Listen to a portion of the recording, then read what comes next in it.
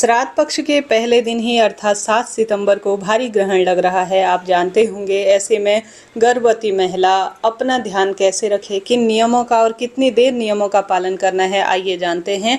पूजा और व्रत जैसे पूर्णमासी का आप कैसे करेंगे, भगवान जी के द्वार कब से कब तक बंद करने हैं, कब तक भगवान को स्पर्श नहीं करना है, सब जानकारी इस वीडियो में है। पूर्णिमा का व्रत करते हैं तो व्रत कब खोलना है, चंद्रमा को जल कैसे चढ़ाना है, पूरी जानकारी, पूरा विधान इस वीडियो में आपको सुनने को मिल जाएगा। अंत तक बने रहिएगा। आप जानते होंगे, अमावस्या जो श्राद्ध की है उस दिन भी ग्रहण लग रहा है। 15 दिनों के भीतर ही 2 ग्रहण है। एक 7 सितंबर को ग्रहण है, एक जो कि पूर्णिमा के दिन है, एक उसके बाद जो 15 दिन के बाद ही अमावस्या आएगी उस दिन सूर्य ग्रहण है। और इस बार जो ग्रहण है वह कुंभ राशि में लगने जा रहा है, तो किसी न किसी स्वरूप में हर एक मानव जीवन पर इसका असर होने वाला है। इस बार जो ग्रहण है वह सूतक में भी रहेगा। और आपके प्रश्न आ रहे हैं कि हमें सूतक में पूर्णिमा का व्रत करना चाहिए या नहीं। देखिए, पूर्णिमा व्रत करने में तो कोई दोष नहीं है, आप पूर्णमासी व्रत कर सकते हैं, सर्वश्रेष्ठ है। इस बार 2025 में 7 सितंबर को ही उदया तिथि अनुसार पूर्णिमा का व्रत किया जाएगा। और इसी दिन से जो पितरों के निमित्त दान पुण्य पूजा पाठ के आप नियम लेते हैं तो 7 सितंबर से ही आप नियम लीजिएगा। पूर्णिमा तिथि हमेशा ही जब रात्रि को व्याप्त हो उसी दिन व्रत करना शुभ रहता है, तो 7 सितंबर को ही हमें अपना पूर्णमासी का व्रत करना होगा। भले ही आप पूर्णिमा व्रत किसी भी स्वरूप में करते हैं, जैसे पूर्णिमा व्रत आप सत्यनारायण भगवान के निमित्त करते हो या 26 पूर्णमासी का व्रत करते हो, आप 7 तारीख को ही व्रत कीजिएगा। अब इसमें रात्रि को ग्रहण लग रहा है। 7 तारीख को रात्रि 9 बजे से लेकर 9:53 से लेकर यह जो समय है वह रात्रि 1:27 के आसपास होगा, जब पूरी तरह से ग्रहण लगेगा। और सूतक शुरू हो जाएगा 9 घंटे पहले। तो 9 घंटे पहले ही आप सभी को सूतक के नियमों का संभव हो तो पालन करें, नहीं तो शाम 6 साढ़े 6 बजे से आप सूतक के नियमों का पालन करें। देखिए, इतना 9 घंटे रह पाना सभी के लिए थोड़ा कठिन है, थोड़ा विपदा की स्थिति है। ऐसे में संभव हो तो सभी जन 9 घंटा पहले से आप सूतक काल इत्यादि मान्य करें। परंतु अगर किसी कारण से आपकी स्थिति इतने लंबे भूखे प्यासे रहने की नहीं रहती है तो कोई दिक्कत की बात नहीं। एक जल का लोटा लीजिए, उसमें तुलसी का पत्ता डालिए और उस पानी को आप पी सकते हैं। वह पानी कभी अशुद्ध नहीं होता। वैसे भी पानी में अग्नि तत्व वायु तत्व को बैलेंस करने की क्षमता, शक्ति, सामर्थ्य होती है। ऐसी स्थिति में जल का लोटा आप अपने घर के मंदिर में रखते हैं या अपने घर में, मंदिर को तो देखिए स्पर्श नहीं करना होगा 12:57 से दोपहर में, क्योंकि इस समय से ही सूतक लग जाएगा।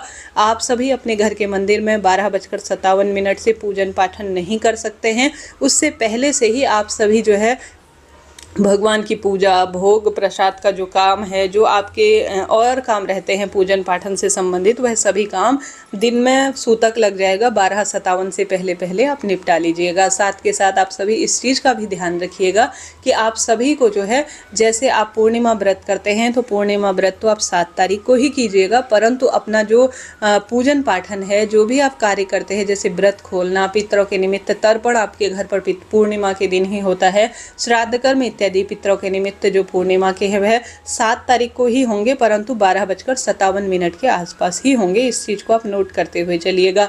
और पूजा भी करनी है, ऐसा नहीं कि आप सोचे कि हम जो है आज ग्रहण है रात को तो दिन से ही पूजा छोड़ दें। सिर्फ आपको सुबह पूजा करनी है, दोपहर 12:57 तक आपको पूजा पाठ करनी है जरूर। ऐसा थोड़ी है कि पूर्णिमा के दिन ग्रहण लग रहा है, कई अफवाह फैलाई जाती है तो हमें व्रत उपवास को छोड़ देना चाहिए, ऐसा नहीं है। देखिए, व्रत भी करना होगा, भगवान की पूजा भी करनी होगी, पितरों का तर्पण भी करना होगा। जल के लोटे में कुशा और गंगा जल और काला तिल और जो हमारे पास तुलसी होती है उसे डालकर सर्व पितृ देवाय नमो नमः कहते हुए दक्षिण दिशा की ओर मुख करते हुए हमें जल दान भी करना होगा, दीप दान भी करना होगा।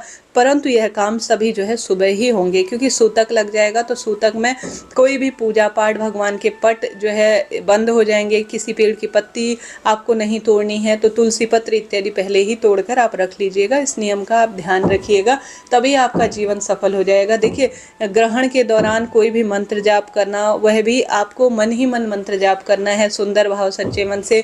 कोई विशेष आप पुस्तक पढ़ना चाहते हैं तो आपके पास समय और मौका है, क्योंकि जो ग्रहण का है वह स्वरूप अपने आप में अद्भुत माना जाता है। ग्रहण के दौरान कोई भी मंत्र जाप किया जाता है, कोई अनुष्ठान के बारे में सोचा समझा जाता है, या कोई जो है विशेष किताब का अध्ययन किया जाता है, कोई विशेष मंत्र जाप के निमित्त कोई कार्य किया जाता है, कोई इस तरह के कार्य वह लाख गुना फल प्रदान करने वाले होते हैं। तो इन चीज़ों का आप ध्यान करिएगा। गर्भवती महिला जो है अपना जो सूतक का नियम है वह कब से कब तक पालन करे।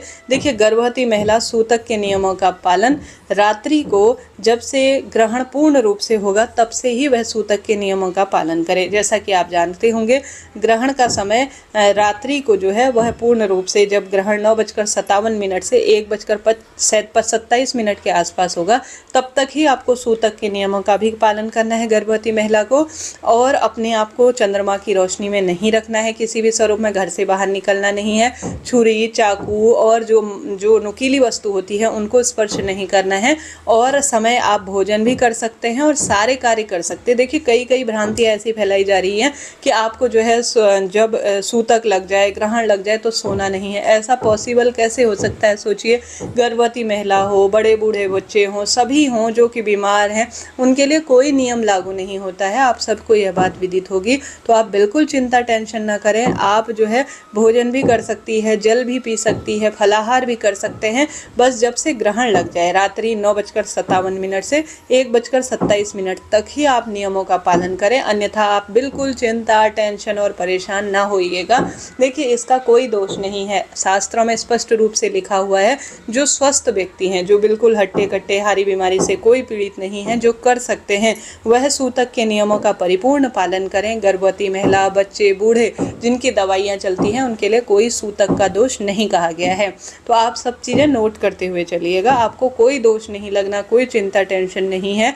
आप सिर्फ रात्रि ग्रहण जब से 9:57 से शुरू होगा ग्रहण और रात्रि 1:27 तक होगा, इसी दौरान आपको सूतक के नियमों का पालन करना है। अपने आसपास हनुमान चालीसा, अपने आसपास श्रीमद् भगवद गीता, इन्हीं चीज़ को आपको रखना है। भगवान का ध्यान स्मरण करना है, क्योंकि इनसे नकारात्मक ऊर्जाओं का प्रभाव आपके जीवन में नहीं रहेगा। अब जो भक्तजन पूर्णिमा का व्रत करते हैं, तो वह भक्तजन अपनी पूर्णिमा व्रत को सुंदर, श्रेष्ठ और अद्भुत रूप में 12:57 तक पूर्ण कर लीजिएगा। संभव हो तो पूरी रात्रि और दिन व्रत करिए, फलाहार करिए, बहुत बढ़िया रहेगा। दूसरे दिन आप 8 तारीख को सुबह सूर्य भगवान को जल चढ़ाकर अपने व्रत को खोल सकते हैं। और 1:30 बजे बाद भी जब सूतक समाप्त हो जाएगा तब भी आप चंद्रमा को जल चढ़ाकर अपना व्रत खोल सकते हैं। परंतु यह थोड़ा कठिन प्रक्रिया है, तो आप सभी जो है दिन में दोपहर 12 बजे तक ही इस व्रत को पूर्ण करते हैं तो ज़्यादा फल मिलता है। देखिए, सूतक में तो कोई भी व्रत उतना श्रेष्ठ और फल देने वाला है ही नहीं। न तो आप चंद्रमा को जल चढ़ा पाएंगे, न कोई पूजा विधान कर पाएंगे, न भगवान को विशेष भोग लगा पाएंगे। सूतक में दोष लगेगा। तो इससे अच्छा है सूतक शुरू होने से पहले 12:57 से पहले आप किसी कटोरी में, किसी थाली में चंद्रमा की चंदन से आकृति बनाकर ओम सोम सोमाय नमः कहते हुए चंद्रमा को जल दे दीजिए। सूर्य भगवान को जल चढ़ा दीजिए, महादेव की पूजा कर लीजिए, श्री नारायण सत्यनारायण भगवान की पूजा कर लीजिए।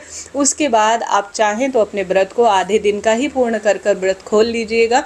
नहीं तो आप सभी भक्तजन दूसरे दिन अर्थात रात्रि में 1:30 बजे बाद भी व्रत को खोल सकते हैं, नहा धोकर, घर की साफ सफाई कर रात 1:30 बजे को। ऐसा संभव न हो तो दूसरे दिन अर्थात 8 तारीख की सुबह उठें, घर पर गंगा जल मिश्रित जल छिड़काव करें, भगवान की पूजा पाठ करें, साफ सफाई अच्छी तरह से करें, भोग प्रसाद इत्यादि सम्मिलित कर भगवान को भोग लगाकर फिर भी अपने व्रत को खोला जा सकता है। तो यह भी एक प्रक्रिया है। 2-3 तरह से आप कर सकते हैं। चाहे तो पूरा रात दिन फलाहार कर दूसरे दिन व्रत खोल सकते हैं, चाहे तो सिर्फ 12 बजे तक भी आप सत्यनारायण व्रत, पूर्णमासी व्रत को कर सकते हैं।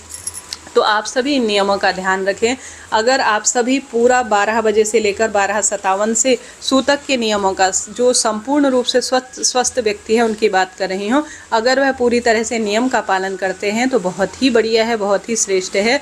अगर वह पूरे नियमों का पालन नहीं कर सकते हैं तो शाम को 6:30 बजे से 6 बजे से आप सूतक के नियमों का पालन कर लीजिए। उससे पहले भोजन इत्यादि कर लीजिए, बस यह पर्याप्त है। बात आती है पूजा पाठ की, तो पूजा पाठ आप 12 बजे से पहले पहले कर लीजिएगा, जो मैंने आपको समय बता दिया, ठीक है जी। और कोई भी खाने पीने की सामग्री है उनमें तुलसी पत्ता, अपने पानी का जो जार है, बोतल है, या कोई भी उसमें तुलसी पत्ता रख लीजिए, कुशा घास डाल दीजिए। इससे कभी भी आपके पूजन पाठन का कोई भी दोष, आपके भोजन संबंधी सभी दोष समाप्त हो जाते हैं। गर्भवती महिलाओं को भी मैंने बात बता दी, फिर भी कोई प्रश्न हो तो आप पूछिए, आपका अपना चैनल है। यह दिन मंत्र जाप, भगवान की स्मृति, ध्यान और जो है सुंदर रूप में पठन पाठन के माने जाते हैं। जब ग्रहण समाप्त हो, घर की साफ सफाई कर कर एक समय का भोजन जिसमें चंद्रमा से संबंधित चीज़ें, सफ़ेद दूध हो गया, दही हो गया और चावल है, रुई है, सफ़ेद वस्तु का आप ज़्यादा से ज़्यादा दान कर दीजिए, जैसे कि चंद्र दोष का समापन आपके जीवन में ना रहे। अब पितृपक्ष में आपको बीच में जैसे ग्रहण भी शुरू हो रहा है पहले दिन और ग्रहण अंत के दिन में भी शुरू है, तो ऐसे में प्रश्न आ रहा है कि हम पूजा पाठ करें या नहीं। देखिए, पूजा पाठ सिर्फ सूतक के समय रोक है, उसके बाद आप पितृपक्ष में पूरी तरह से पूजा पाठ, दान धर्म, मंत्र जाप कर सकते हैं। पितरों के 16 दिनों में पूजा पाठ करने की कोई रोक नहीं होती, कोई दोष नहीं होता। तो इन चीज़ों को आप बिल्कुल भी ना सोचे, बिल्कुल भी ना समझे। पूरे बस सूतक काल को छोड़कर आप पूरे 16 दिनों पर पितृपक्ष में पूजन कर सकते हैं।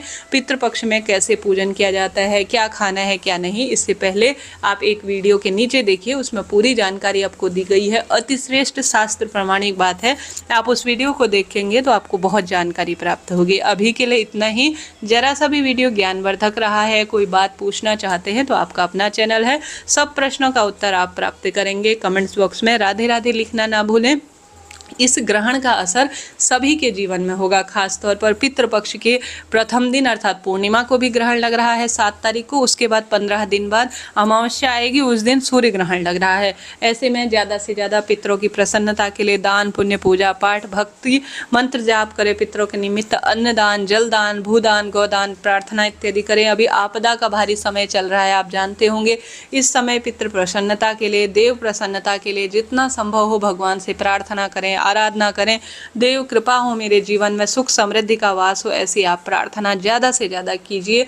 भगवान महादेव श्री नारायण की कृपा से सभी जो आजकल आप देख पा रहे होंगे पंजाब में हर जगह बाढ़ है, आपदा है, कई दुर्घटना सुनने को मिल रही है, इन सब का प्रभाव हमारे जीवन में न पड़े, इसके लिए आपको ज़्यादा से ज़्यादा प्रार्थना करनी है। तो इस तरह से यह जानकारी थी। कमेंट्स बॉक्स में आप जय माता दी लिखें, कोई प्रश्न हो तो आप पूछ सकते हैं। राधे राधे।